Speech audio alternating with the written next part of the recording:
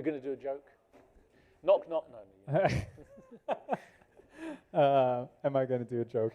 Nah, probably not. Well, maybe. Go on. Let's see. Yeah, the other day I found a spider outside my front door. It was like a really big spider, so I called Amazon Web Services. They said they couldn't do anything about it. So I was like, okay, spider. I tried to strike up a chat with him and see what's going on. Maybe I could get him to move or whatever. Turns out he was a web designer. And so I was like, oh, okay, that's pretty cool. Come on inside and take a look at my computer. And then he crawled into my computer under my keyboard. It's all right now, though. He's under control.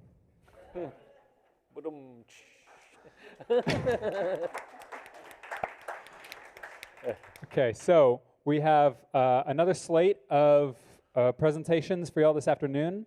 Thanks for joining. Hope lunch didn't put y'all into a coma. Claudio is going to wake y'all up with his presentation called Code Less, Do More. It's about automation. So please welcome Claudio back up here. Awesome. Thank you, Tom. I will try and wake you up, although I'm nowhere near as good as Starbucks, which is only a block away, as I found out. So word to the wise. All right, awesome. Let's get started because I don't want to keep you guys. I know people are already leaving for the airport and stuff. But I want to talk about, I nearly said doing less and coding more, but that's not the point of this. So coding less and doing more. As you've seen over the last day and a half, we have a lot of different features and functionality in the platform that effectively do stuff for you. It's no code or it's very minimal code, and you can get a lot of automations, a lot of actions done without having to know anything really. So I'm going to cover a bunch of those things, but for those of you that love coding, I'm also going to touch at the end also about the options we have for developers. So whether it's no code or low code or high-tech code, I'm going to try and cover it all in this session. And ultimately at the end, kind of give you, well, you've probably seen this already in several talks, give you some advice or some best practices about which method to pick, to best fit your needs. All right, so let's get going. So we have, again, a lot of stuff. You've already seen in some of the sessions, we have built-in automations, which is a way of moving things. If I had to ballpark describe it, think of automations as a way of moving things and performing actions within files.com, although there's a big asterisk there because we can also reach outside of files.com with automations. But primarily it's about moving stuff inside and around. Now remote sync is a way of moving data to and from remote places. So it's usually used for going from files.com to some vendor's site or some external system, some external storage, or pulling stuff back or doing bidirectional sync. But even that's very flexible in that you could actually have both ends of the sync be remote servers. And you could go from Azure to S3 or from someone's SFTP server to someone else's FTP server. But remote sync usually involves a remote at one end at least. And then we have a whole bunch of magic settings we call folder settings, but on each folder, on every folder of your site, you can turn on and enable settings that allow you to perform automated actions and things happening within that folder. And again, it's not limited to just one folder. You can cherry pick as many folders as you like, turn on these settings, and even better, a lot of them allow you to have multiple settings on the same folder. So you're not limited to just one action per folder. You can, again, mix and match and have as many as you like.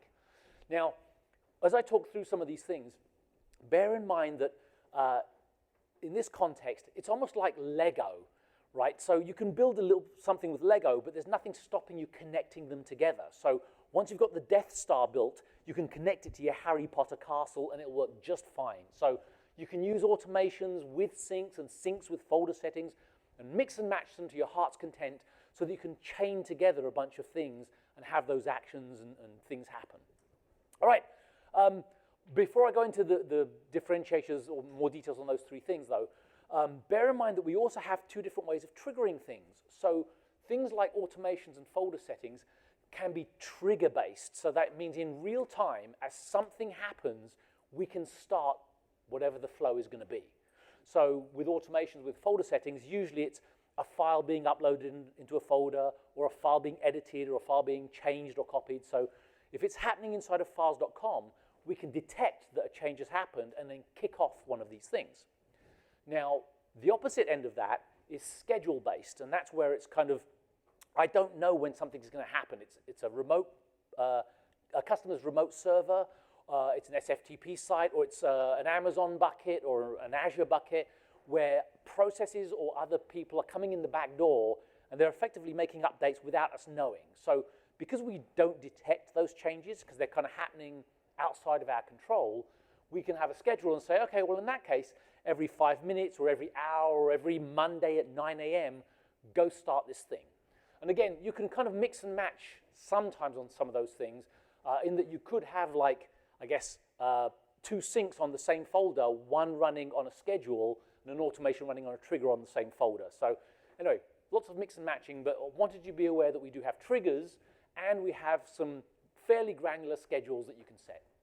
And then as I talk about these things again, even though most of the movement, I shouldn't say most, that's not true, even though movement can occur within files.com, so you can go from folder to folder, move and copy files and perform actions in there, because of the way our remote servers work and the way our remote mounts to remote servers work, effectively we bring those remote places into the ecosystem and they look like local folders to us.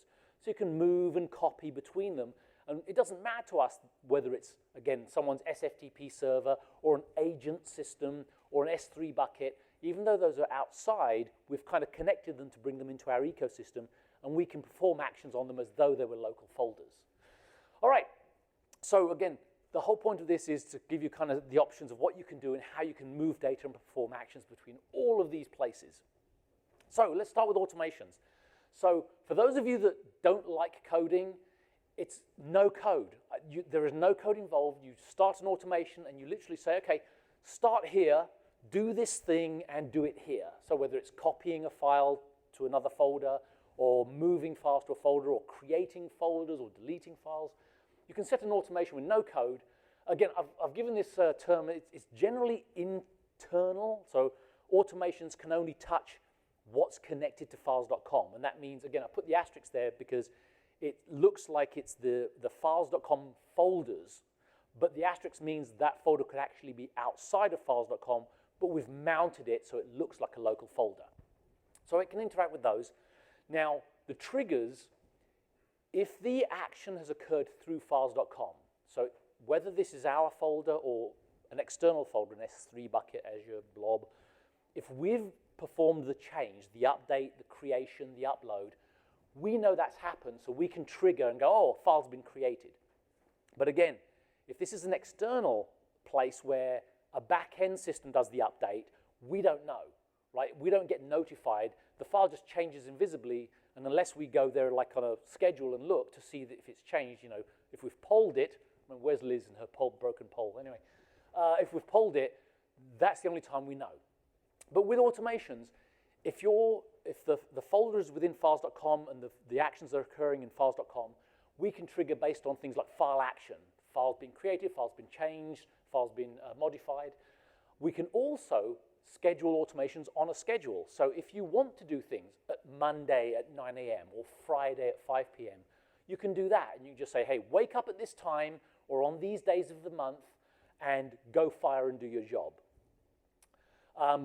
Oh, an inbound webhook. I love this one. I keep forgetting. So if you are a webhook person, and for those of you that don't know, webhooks are just web, API calls where systems can communicate with each other and notify each other.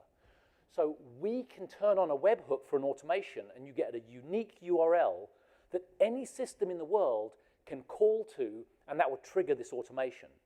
So if you need this to be triggered, not by a schedule or not by a file action, but by literally an external system, like I know there are orchestration systems out there that do this, or you have a back-end system maybe that it creates a file and you want us to know it's ready. You can make a webhook call from that system and say, okay, file is ready, and this automation can catch that webhook and go, I'm triggering now. So webhooks allow you to trigger things like whenever the webhook is received. So that's an inbound webhook. And then the actions of the automations, I've already kind of mentioned some of them. Automations can create folders, they can move and copy files. There's this wonderful one called import from web, which I'll talk about in a second. They can delete files, and the interesting thing is you can chain an automation to a sync and say, when this automation triggers, go call that sync. So it's a way of almost making a sync real time by chaining it with an automation. Now, move and copy. The great thing about automations and how it differentiates from sync is automations can be one-to-many. So if you need to copy or move something to more than one place, an automation can do that. You can say, okay, start at this folder, and I want you to copy to folder A, folder B, and folder C. Or more common use case our customers use is, okay, I need you to copy this file or move this file to my back-end system or my partner pickup folder so that my business process can happen. Oh, and by the way, send a second copy to my archive folder. So if you need to spawn off a second or third copy to archive, or if you're doing a one-to-many, maybe you've got 10 trading partners and you need to give all 10 of them the same file, an automation can do that because you can say, okay, anything from here, go move to these 10 folders, and it will make 10 copies and plonk them down into those destinations. So it's great for that one-to-many workflow. Now, I'm going to come back to this import from web because we just implemented this recently, and I love it. So import from web is the flip side of a webhook. What it does is when you trigger this automation, it says the file that you're going to be using for this automation doesn't exist on files.com. It exists somewhere online, and you provide a URL to that file, and it will say that's the payload, download from that URL, and then that payload becomes the file that gets automated. So if you have systems that can be reached out to and pull from like a repository or a web page or a web hook, the import from web allows you to go and collect that payload from anywhere online that the system can reach or that we can reach and pull that payload in and then begin its journey. So nice little feature. It's kind of hidden there in automations, but I love it because there's often places where you have sometimes customers, I think this is more of a supply chain thing, but they'll have inventory files or they'll have catalogs that they constantly either post on a website or they place in an S3 bucket or somewhere where there's a URL for pickup, and they kind of expect you to come and get the latest inventory file or the latest catalog. And you can literally just point to that URL, and every time that customer or that website updates the contents of that thing, this will import that latest copy every time it fires. So anyway, great way of collecting data that's online. All right, let's move on to remote sync. I've already mentioned it's no code, no coding needed. You just fill out the form and off you go. This is the external tool. And as I mentioned earlier, the idea with a sync is one end of it is always outside of files.com. So usually you're syncing with an SFTP server, an FTP server, a WebDAV. It could be an S3 bucket, Backblaze storage. But the point is it's an external system. You don't have any real control to it, but you have authentication. So you want to be able to poll and say, okay, I'm connecting to you, and I can either push data to you, I can pull data from you, or I can bisync. So I can pull and push. Now, bisync is kind of a weird phrase because sync means different things to different people. All remote sync does is it copies the changed files. So it looks for changed files, and it will either pull them, push them, or if they've changed on both ends, push and pull, bidirectionally. It does not detect deleted files. So it's not really a sync tool like if you've used rsync or rclone or some of those synchronization tools, they'll actually look at the differences in deleted files and say, okay, if this file doesn't exist, I'm going to delete it from here as well. Remote sync doesn't do that because we don't believe that deleting data is a good idea unless you really want to do it. So we will copy over the changed files and sync them over, but we leave deletion for you guys to either set up an automation or put some better logic around what you want to delete. We don't want to inadvertently, the problem with a remote sync is if you think of an SFTP server or an FTP server, which are notoriously flaky when there's SSL cert changes or something, the sync could connect to it and go, oh, invalid cert, I can't connect because the cert's invalid, therefore, oh, there's nothing here. So I'm going to sync nothing, and if I had delete in a sync, it would go, oh, let me make this side the same as that, and it would delete all your files. So because of the flakiness of internet connections, it's safer to never do deletes because it could be really catastrophic. So that's why there's no deletion in remote syncs. If we control both sides, it would be a different story. But the point is, if it's remote, we have no control over them. And if they do something silly and go offline, we don't want to tromp all over your data and cause problems for you. Anyway, as far as syncs, it's triggered by schedule, or again, as I mentioned, an automation could kick off a sync. But typically, syncs are scheduled because, again, with remote systems, we don't know what happens over there. So really, it's a polling system. Whether it's every 5 minutes or 15 or hour or whatever you set it to, it will wake up, go and connect, and then do its job and be done with it. Now, the interesting thing with syncs is we've built in a lot of cleverness. In fact, I kind of miss this with automations. We have built in things like retries. So it's smart enough to know if something's going on, if it needs to retry, if there's a problem. It's not just going to fail the first time. It actually knows to keep retrying. It'll try multiple times. It'll back off. It knows about things like rate limits. So if a remote system says, hey, you're connecting to me too fast or too many times, we know to back off and make slower connections. So there's a bunch of resilience and retries built in, which again, you don't have to code. In either automations or syncs, we'll take care of it. I guess I'm bringing it up mostly on syncs because, again, with remote systems, those are the kind of things you tend to come across is, oh, the system's down. The last thing as well with the retries is, and this is kind of a weird, cool, but weird thing, depending on how you've, other sync technologies you've used. So our sync is clever enough to not tread on its own toes. And what I mean by that is, if you set up an hourly sync, so every hour I'm going to sync, from that server to here, and you have 3 hours worth of data, right? The first sync is going to take 3 hours. The remote sync is smart enough that when it gets an hour later to go, oh, I'm still going on. So I'm going to keep going and skip that one. So it will actually go as far as it can. And effectively, what it does, it goes for a full 24 hours, because everything should be done within 24 hours. But at 24 hours, it will refresh. But I'll talk about that in a second. But the idea is that if it takes 3 hours for the first one, it will let it run for 3 hours. And then when it's done, that starts the clock ticking. So when you say hourly, it doesn't mean hourly on the hour. It means hourly from start to finish. So I'll start now, I'll finish, and then an hour after the finish time, I'll start the next one. So it tries to be clever. But the point is if something runs over, it knows not to interrupt it. So it'll run for 3 hours. Then at the end of that, it'll go back to being hourly. I didn't see that as the case. We just did a sync, and I synced over 1,250 files roughly. It would do about 100 of them, and then the sync would close, and it would say start again, and it would get another 150 of them, and it would start again. Ah, that's this.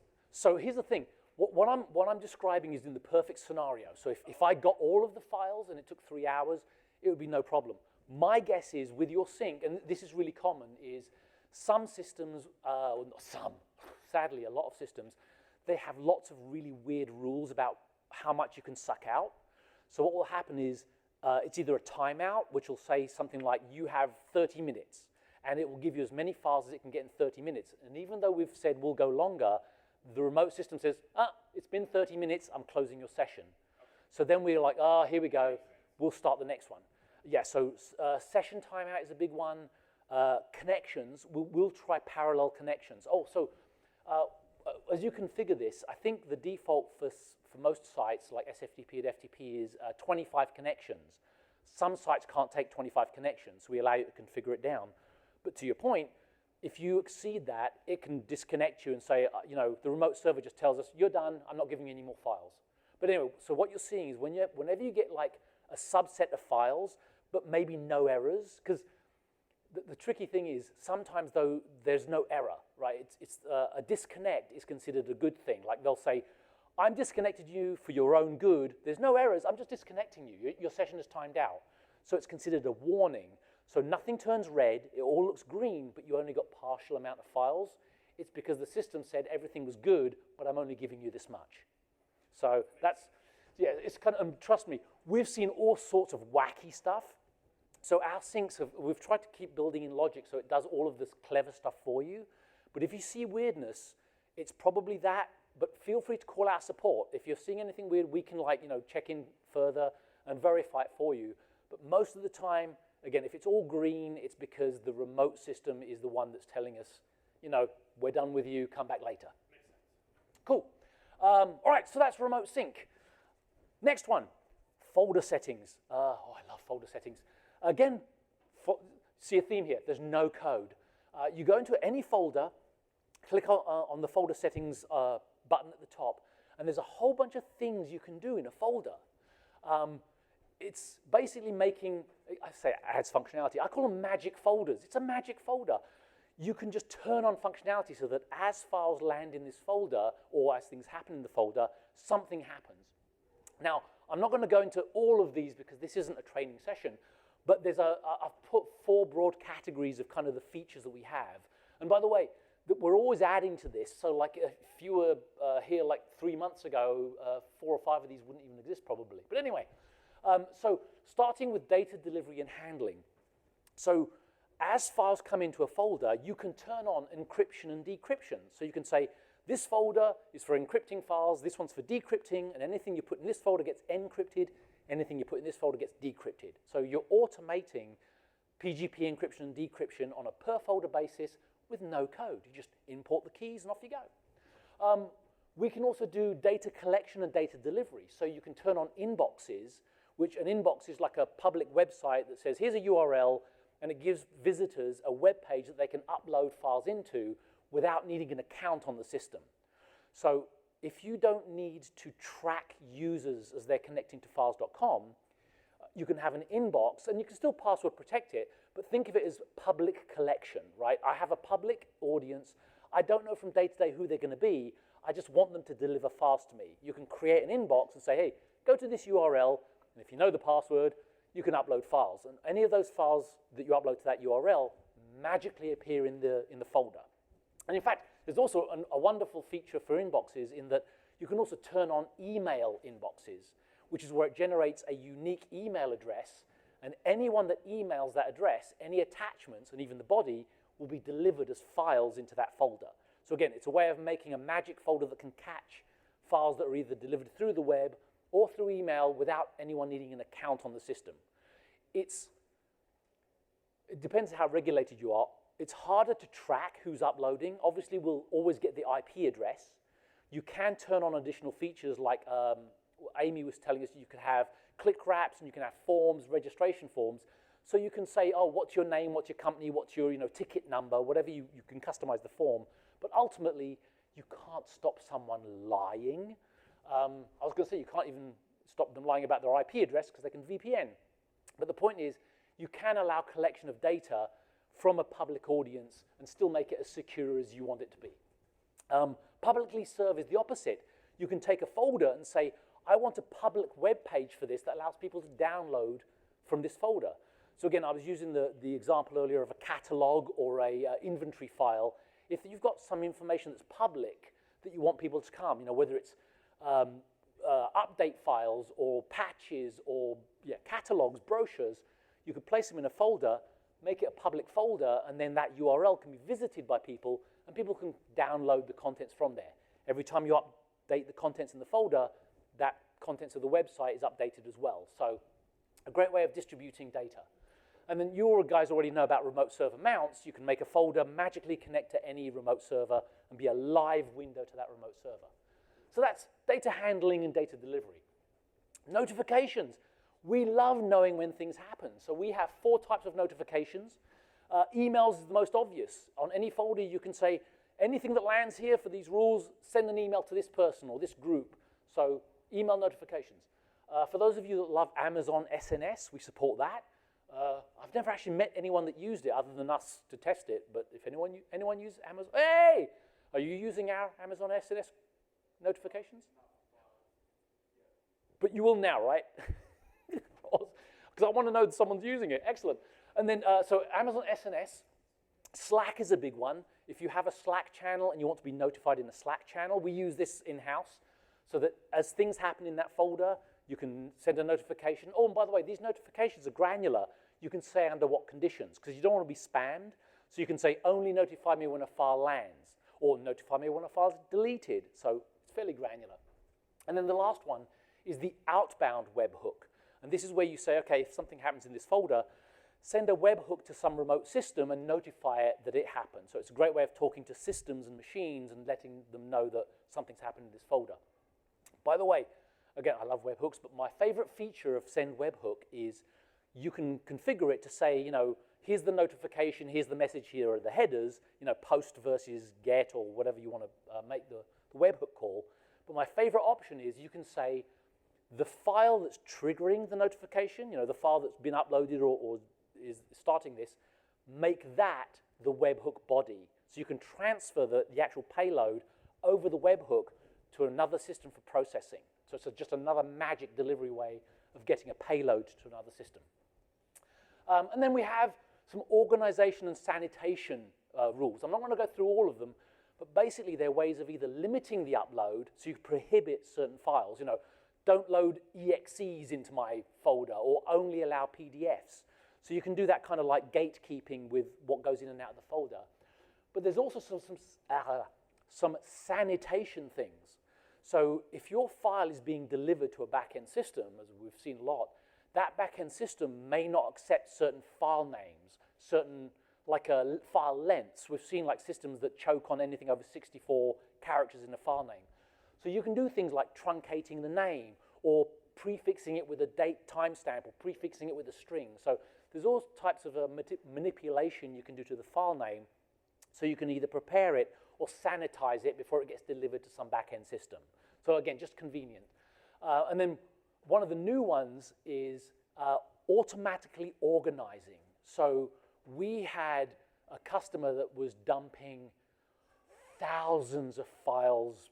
It was at least a day, maybe it was an hour, into files.com. They were using us as a repository, so that I think they had to keep it for like 10 years and then look back, if they ever needed it, look back at 10 years worth of data. So this flat folder got filled up really quickly. And after 10,000 items, even though we can store it, it's very difficult to list and access folders with more than 10,000 items because the APIs and just the amount of time of like going through that. And some systems couldn't even process or list that folder. So we set up an automatic organization where you specify the rules of organizing the files, either by date, by string, whatever criteria you have. And effectively, as files are uploaded, it auto-collates it into subfolders. So you can have subfolders named by the date, by the hour, by the whatever string you want, any combination. But it means that you can automatically sort these folders into manageable items without, again, having to write any code. And in fact, the nice thing about that feature is it's never too late. It implements it for new files, but if you have old files, if you have been collecting for a year and it's too big, you can say, apply to the stuff in this folder now when I turn this setting on, and it will go back and it will apply it to what's there already. So it will auto-sort for you, even if it's been there for a year or more. Anyway, so organization and sanitation. And then the last one is more like visual. You can brand folders. So whether it's a public folder or whether you have teams that have access in the web and you've only given them access to certain folders, you can brand them so that they have their own logo at the top. So instead of seeing the files.com logo or your own custom logo if you've already branded your site, on a per folder basis, you can give a folder a customized logo. So each team, if they have their own folder, can see their own logo there, for example. And then, of course, you can customize it with a storage region, pick this folder being in Japan and this one in Singapore. And we do watermark previews. It's only watermarking of previews. So when you preview a file in the folder, show it in the browser, we can stick a watermark that you can customize with either a logo or a string, so that if anyone takes a photo or anything of it, screen capture, you see the watermark. It is limited to only online previews. So if you're allowing people to download files, they're not going to be watermarked. You're effectively giving them the file. So the trick with watermarking is to limit the folder and not allow downloads, so they can only view online, and if they're viewing it, they're going to see your watermark. So anyway, for those people that care about watermarking. So anyway, again, all of these can be mixed and matched. You can have multiples on a folder, so you can do things like, I want to GPG encrypt this file and then rename it after it's been decrypted. So you can chain these things together, and of course, decrypt, rename it, and then send me an SNS notification. So there's no, I shouldn't say this, there are very few limits on the amount of folder settings you can have on a single folder. The ones that do have limits will tell you. So most of these allow you, like, if you're going to do webhooks, as an example, there's nothing stopping you making 10 webhooks on a single folder and notifying 10 different systems. But the ones that do have limits, like encryption and decryption, right? You're really decrypting once because you're supplying the key. It won't let you set a second version of GPG because it's like, you've got to pick one key to decrypt or encrypt or decrypt with. So in the UI, it will tell you what you can do multiple times and what you can't. But again, feel free to play. You'll be surprised at how many things you can set up. All right, so as if that wasn't enough, that's all the no code. So what I've talked about so far is the ability to pretty much make all of these things happen and move without ever writing a line of code. You just point and click and off you go. But there are some people that say, well, I want to do some stuff, especially when it comes to connecting to back-end systems or external systems, and I want to go low code. So I know enough to be dangerous, but I'm not a developer, and I want to do some customized stuff. iPaaS systems are designed as low-code systems. They're middleware that say, hey, by dragging and dropping some shapes and connecting them together, I can build workflows. And we have connectors for Boomi, MuleSoft, and Zapier. So if you're using those systems, you can have them connect to files.com and do things for you. Upload files, download files, rename files, move files, copy files. It depends on the platform and the capabilities of the platform, but effectively, it can do things for you. 99% of the time, our customers, but any of you guys use these? Any Boomi people here? Boomi? No. MuleSoft? No? I'm sure there'd be a MuleSoft. Zapier. I know there's at least one. There, I knew there'd be one. All right, cool. Then I'm not going to spend too long on this, but for the Zapier folks, what these systems are, what these are really good at is, I was going to say 99% of our users use these to upload and download files to and from their files.com site. But it's usually because they're collecting the file and then connecting it to some back-end system. These solutions are great for connectors to things like SAP, NetSuite. I mean, pretty much any business application you've ever heard of, these guys probably have a connector to it. So if you ever have someone saying, hey, how do I get my stuff from files.com and put it into NetSuite? Or how do I get stuff from my Google Drive? Well, no, Google Drive's a bad example because we connected that. Google Docs or an Excel spreadsheet or those kind of like business applications, these systems are great ways of plumbing those business applications with files.com and passing data between them. Again, no code or low code, but I will say that it helps to know code with these guys. Even though they claim to be no code, you kind of still need to know how to code to stitch the blocks together, and it's not as intuitive or it's not as no code as you think. All right, for those of you who are, hands up, any developers here with their favorite? Good, a handful of you. So we love developers. I know you've heard it over the last couple of days. We are makers, we are builders. You've seen our SDKs. If you're a developer and you have questions, you can call our support. We will support developers. Our support team is not just about fixing problems, it is about helping you. So if you have any questions on the SDKs or coding with files.com, we are developer friendly.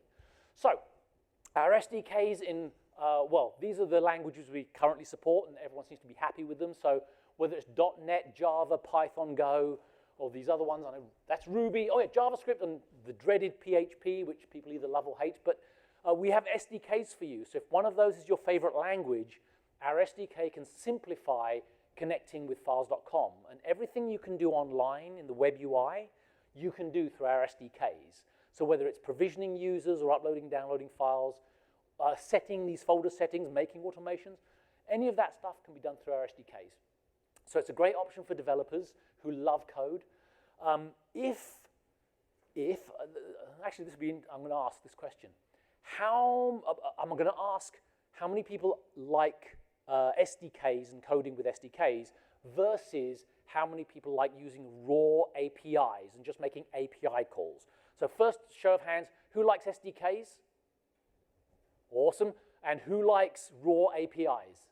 Oh, a couple of you. Okay, cool. May I ask why? Why do you prefer APIs over an SDK? Granularity. I like to have, I feel like I have more opportunity to understand how the system's going to work, and speed to market to me is better that way. That's my perspective. Okay, interesting. Do you have any input? The guy in front, two tables in front of you, yeah. You put your hand up as well. Maybe same way. Sorry? Speed. Maybe same way, speed. Sorry, I didn't hear still. Maybe same way that other guy. Oh, same thing. Right, two.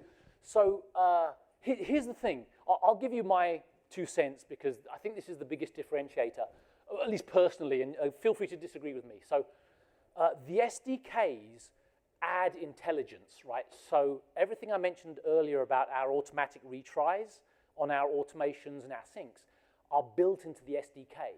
So when you use the SDK to talk to files.com, it will automatically retry, and it gives you some nice error messages, and any of the APIs that are fiddly, like a 3-part API where you have to do things in three steps, the SDKs take care of that for you by wrapping it and make it kind of more elegant. So you can make one SDK call, and all of the logic and retries is kind of built in for you.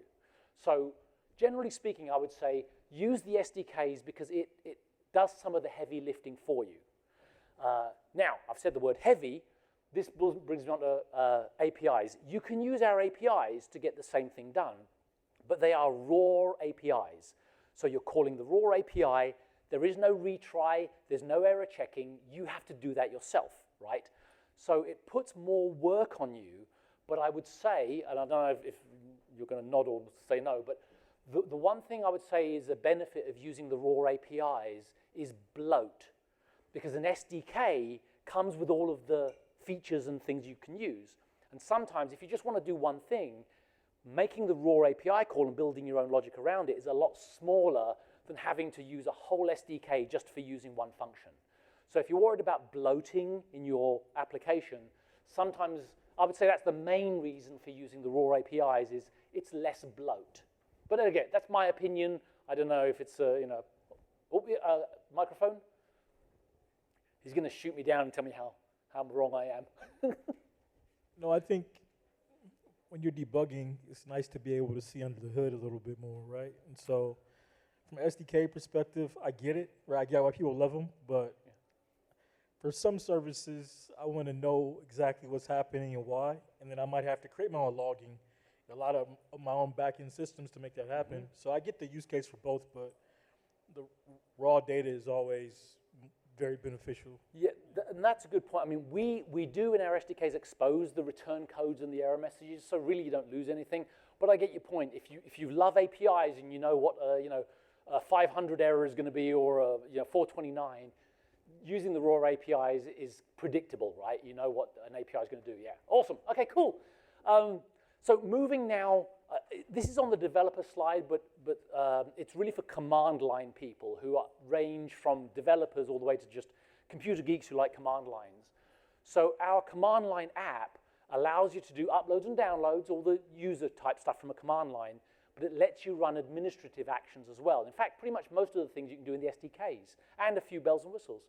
So if you're a command line person, whether you're PowerShell on Windows or Bash on Linux and Mac, you can use our command line app. And it's a great way if you're a scripter and you have PowerShell or you have Bash scripts or you just have cron jobs where you want to kick off a script. It's a great way of using or connecting to our system through the APIs without needing to know APIs and without needing to know a programming language. All right, and then of course, there's the URL at the bottom there, developers.files.com. All of the information for any developers who love coding, it's all there. I'm going to digress for a second and say, we're always looking to improve our documentation and our SDKs. So if you're using any of this, or if you're on our developer website and you think, oh, I'm reading this, but I don't get it. I want a better example piece of code because we try and give examples and stuff. Please send us an email to support and let us know what you don't like, because we're always looking for ways to improve our documentation and improve our SDKs. So please, we're developer friendly. Tell us what you want to see more of. All right, the outlier. I wasn't even sure. Who here knows what Terraform is? Oh, okay, good, a few of you. Infrastructure as code, right? So for those of you that are on the bleeding edge, infrastructure as code is a new way of saying, I'm going to create a manifest of my stuff. And what Terraform and other tools like it do is they look at the manifest and they build what the manifest says. So it's a way of managing your VMs, your Azure blobs, your systems. You basically define them as these manifests, these code samples, and we have integrated with Terraform, so now you can add files.com to that. So for example, you could create a manifest that says, on my files.com site, I have this folder, this folder, this folder, I have this account, this account, this account, I have this automation, this automation, this automation, and the management is managed by the tool. So the tool runs against the manifest, and it says, I'm going to build that for you, and it keeps track of what it's built, and the next time you run it, it checks the manifest, and any differences, it normalizes. So if something was added, it'll remove it if it's not in the manifest, and if something's added to the manifest, it will then make that change and make it on your files.com site. So it's a way of locking down your infrastructure as code, like by defining it in a manifest, and having this tool, make your changes for you. So it's kind of like removing error prone in theory, because instead of you manually administering your site or managing it, you're basically saying, Terraform, you're my administrator, and this manifest file is the source of truth.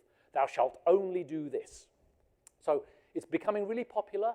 The reason we chose Terraform over some of the others is the others tend to be specific to one thing. I can't remember their names now, but there's one that's really good at Azure and Microsoft, and that's it. And then there's another one that's really good with AWS and Amazon, and that's it. Terraform, and I could be lying now, but Terraform as of about a few months ago is the only one that was Switzerland. It was neutral. It did everything. You could do Microsoft, Google, AWS, files.com, you name it. So Terraform, we've got built into that. If you're using Terraform, look at it. If you don't know what I'm talking about, forget I said anything. All right, so let's get back to, I think I've made this clear, but choosing the right tool. We want to help everybody, whether it's no code, low code, or high tech, as you've seen. So generally we say, use our built-in features. And the reason we say that is, you've heard, we support it, obviously, but it's not just about supporting the functionality, we do the care and feeding. So forwards compatibility, backwards compatibility, patching, because it's part of our cloud platform, we take care of it for you and we keep it running. So you don't have to worry about, if we make a back-end change to automations to speed it up or to make it better or to give it extra functionality, it just works. You don't have to change anything, right? You don't have to worry about it breaking with backwards compatibility because we make sure when we make our changes that they're backwards compatible. So it's a great way of having something set up in your files.com site that you know is just going to work and you can just leave it there. You don't have to write any code or manage anything. It's just there and it's working. So that's our recommendation. If you are a scripter and only a scripter, so PowerShell, Bash, command line, the CLI is great for that. It also has an additional use in that you can use it ad hoc. So if you're a terminal person and you just want to quickly do something, it's actually quicker than writing a Python script to call an API, because it does use our APIs, and you can just say, hey, go do this, add a user or create a folder, and you can do those ad hoc actions from the command line using the CLI tool. The nice thing, if you are a developer, is if you put it in debug mode, I'm going to give you a secret here, it will, in the debug logs, tell you the API calls it made.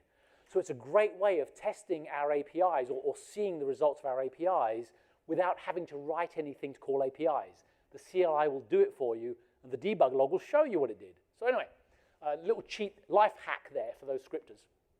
All right, iPaaS, I'm not going to talk about because there's no Boomi and MuleSoft people, but for the Zapier people, if you need to connect us to business systems, iPaaS is the tool to use. It will usually save a lot of headache of you writing your own custom code because these iPaaS systems, Zapier, MuleSoft, Boomi, they have connectors to files.com and they have connectors to NetSuite.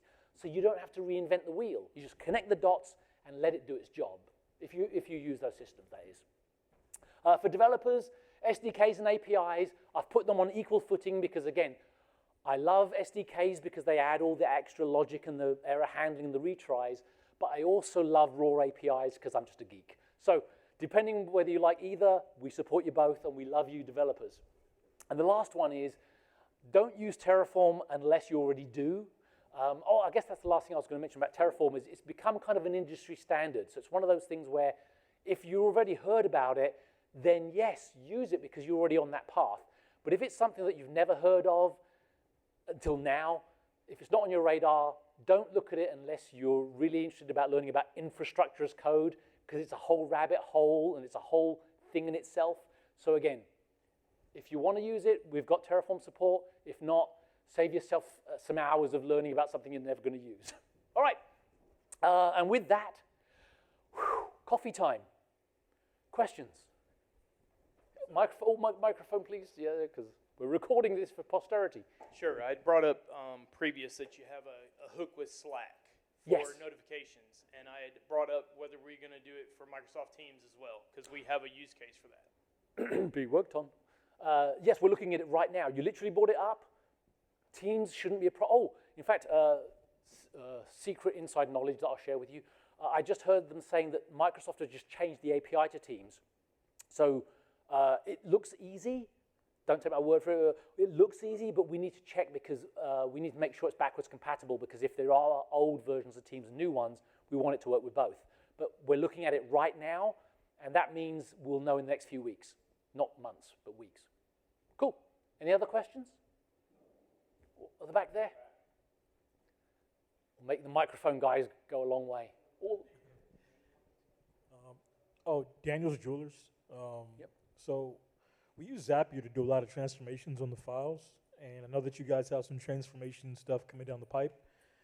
I haven't heard anyone give any timelines for those things, so I just wanted to see if you had some kind of generic idea of like quarter 7. No, we 2020. don't. No. I would love to, and I love you fishing for that information. I would love to give it to you, but no, we don't have any timelines. We are actively looking at it though. But the thing is, transformations are fairly early for us. It's kind of like a new thing. We've been toying with it for a few months, but now we're seriously looking at it. So we're trying to do some learnings about it. As you know, when we say we're going to do something, we usually mean in the next weeks to a few months. We're not talking about 6 years from now. So that's why I can't give you any dates, because we haven't got to that stage. Once it gets solidified enough that we know it's going to be in weeks to months, we'll let you know. But it is something we're actively looking at. And yes, Zapier, Boomi, and MuleSoft, thank you for mentioning that. They're really good transformation tools because they tend to do a lot of those EDI and conversion types. But yes, we are looking at trying to bring some of those common types into files.com. Speaking of which, hand the microphone back. What types of transformation are you looking at? EDI, XML, JSON? It can be from JSON, CSV, it can be a TXT. It could be, but what do you actually want? I do all of those things. Oh.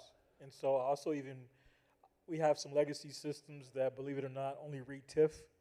And so I do some transformations from like some plain text and create a TIFF and push it into like an old financial system. So lots of transformation opportunities that I'm looking for. Most of these can be solved by Python libraries. And so that's kind of why we use Zapier. Got it. Okay, awesome. Yeah, we're going to start simple, which probably means a text format to a text format. So, CSV to JSON or something. And then as we learn more, we'll try and implement more.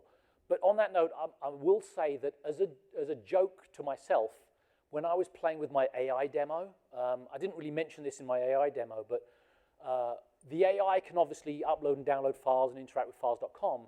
So that's what our connection allows it to do. But I, for fun, added another connection to it that told it how to convert from CSV to JSON. And so I said to the AI, hey, go get this file from my files.com, convert it and re-upload it, and it did it because it knows how to connect to files.com, and it had the connection that knows how to convert files. And I was like blown away that the AI just did it for me.